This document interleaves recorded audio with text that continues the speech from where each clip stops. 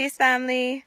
All right, so a white feminist reached out to me and she told me she felt I was very powerful, and basically she tried to persuade me with compliments to be a part of the feminist movement. She said she felt I was fighting the wrong cause and that sexism was worse than racism because women have always been discriminated against, have always been oppressed, have not had the same equal rights as men no matter what the race. And she thought I would be a major asset to the movement.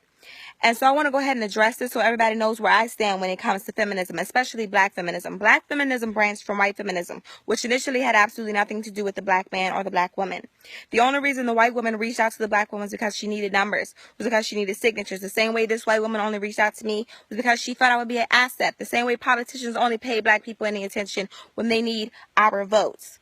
Okay, so the white feminism, it had absolutely nothing to do with us. It had everything to do with the white man not treating the white woman right. It had everything to do with the white woman not having the same equal rights as the white man. But the black man and black woman got their equal rights at the same time. So even though the white woman was telling the black woman that the black man had more rights and more privilege than them, in all actuality, the white woman had more privilege and more rights than both the black man and the black woman.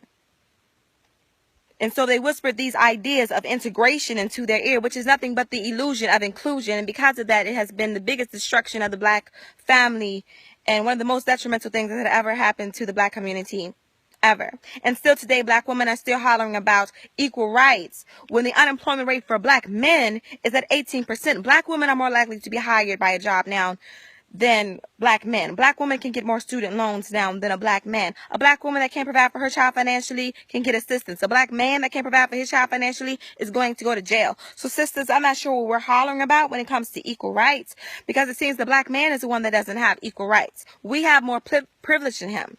And what corporations do these black men own to tell you you can't have equal pay? It's not the black man that you should be mad at, sisters. You got to look at it as a game of chess. Even though these white feminists say they hate their men, you got to know that they are still the mates of this white man. So they're going to protect that white king as they should in a game of chess. You should be protecting your black king. But see, they have infiltrated the black community by getting the black woman to turn her back on the black man.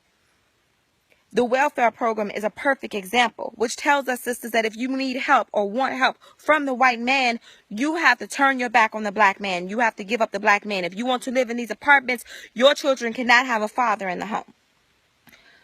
Also, think of another family structure that it brings about. Think of what it does to our career mothers.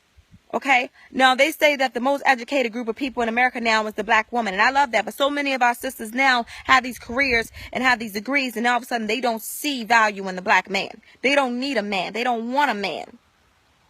And so a lot of them don't want families. They don't want to reproduce, or they wait until they're no longer fertile to try to reproduce and have complications in their pregnancies. Or they already have children, but they don't spend any time with them because they're always working. It used to be the man would be the one providing for the family, and the woman would stay home and teach and nurture the children. And together they would raise the children. Now children aren't being raised. They're just being maintained. Putting a roof over their head, feeding them and clothing them, that's maintaining a child like a pet. That's not raising them. You understand? And so that is a really big issue when it comes to the black family. And all of that came about from this feminism shit. Another thing that this feminist thing has done is this Planned Parenthood thing. Planned Parenthood is formerly known as the Negro Project, and the founder of the Negro Project was a woman named Margaret Sanger, which was a racist woman that said black people are like human weeds that need to be exterminated. And now these Planned Parenthood clinics are concentrated in predominantly black urban areas, and the majority of the abortions done in America are done by black women. They say the number one killer of blacks is abortion. A lot of people would debate that and say you can't kill something that's not alive, but you are destroying a life that is growing inside of you. That is killing. You are helping us exterminate ourselves. These white feminists, they are not your friend. They are the mate of these white men that want you gone. And think of also what it does to our children that are growing up without fathers in the home. Think of our daughters that don't have fathers, and so they go out here and they do everything they can to get male attention. A lot of times that brings them back into the welfare program as single mothers themselves. I'm not saying that's always the case, but it's too common for us to ignore. Also, think of our young brothers. I'm not even going to address homosexuality. Let's talk about those brothers whose mothers don't know how to discipline them correctly. They don't have fathers. They're not being taught any type of manhood either. And so they go into these schools. The teachers don't know what to do with them. So they throw them in special ed. And we all know special ed is nothing but a holding cell for black boys until they're old enough to go to jail. That's all that is. It is one of the most detrimental things that has ever happened to the black community, and I will not stand by it. One more thing that I want to address is this damn campaign that tells sisters, love your body regardless of what a man thinks. It ain't got nothing to do with the man, the way you treat your body. You understand? They praise and glorify obesity in the black community, but they don't do that in the white community, only in the black community. And now the leading causes of death for black women are diabetes, heart disease, stroke, and cancer. They tell you to love your body, love the skin you're in. Don't let no man make you not love your body. But they don't tell you to love yourself enough to eat right. They don't tell you to love yourself and have enough self-respect for yourself to not kill yourself by what you're shoving down your throat. You get what I'm saying? These white feminists, they're not your friend. They're not your friend. And I do not stand by any of it. I refuse to turn my back on the black man to hold hands with some white chick. The war on our black man has been insane. Has been insane. They have done everything they can to destroy the black man, to destroy the image of the black man. They want you dead. They want you gay. They want you incarcerated. And they want us to see no value in you. And I'm not supporting that feminism shit. I'm just not. I really am not. And it was an insult to me that somebody would even approach me with that shit.